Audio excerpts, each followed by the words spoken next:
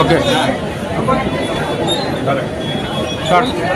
प्रभाग क्रमांक 22मधून शिवसेनेच्या वतीनं मी बाळासाहेब शिंदे धनुष्यबाण ह्या अधिकृत चिन्हावरती आत्ता अर्ज भरला आहे. त्याच्यामुळे माझ्याबरोबर सौ गीता निलेश शिंदे ह्या पण धनुष्यबाणावरती शिवसेनेच्या वतीनं उभे राहिलेलं आहे.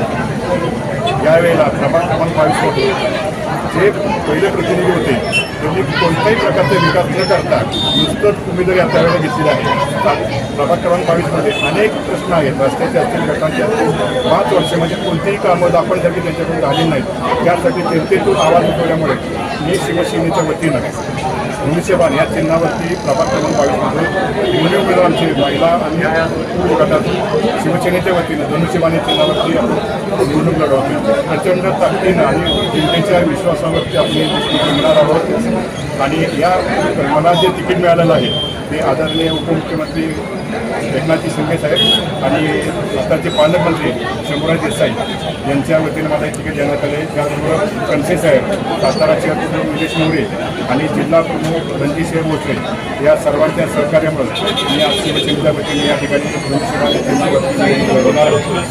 आणि याचबरोबर मी गेली 40 वर्ष शिवसेनेच्या म्हणजे उद्धव ठाकरे पक्षाच्या गटातून 40 वर्ष शिवसेनेचं काम केलेलं आहे. पण निष्ठावंताची अवहेलना करण्यात आलेली आहे. माझा पक्ष मधाचा राजीनामा देणं फार दुःख होते, वेदना होत आहे, पण त्याला नाही जात आहे. कारण मला माझी आता जी उमेदवारी आहे तिथं आपल्याला विजय मिळणार आहे नक्की. पण त्यासाठी पक्षाने जी मदत करायला पाहिजे होती, ज्या पद्धतीने इथे जे स्थानिक नेते आहेत त्यांनी मला आवडलेलं आहे. मला यांची फॉर्म त्यांनी दिला नाही पक्षाचा.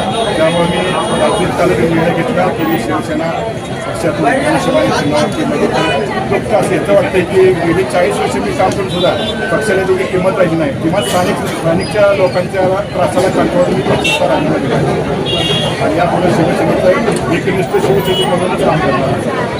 बाळासाहेबांची शिवसेना जय हिंद, जय महाराष्ट्र.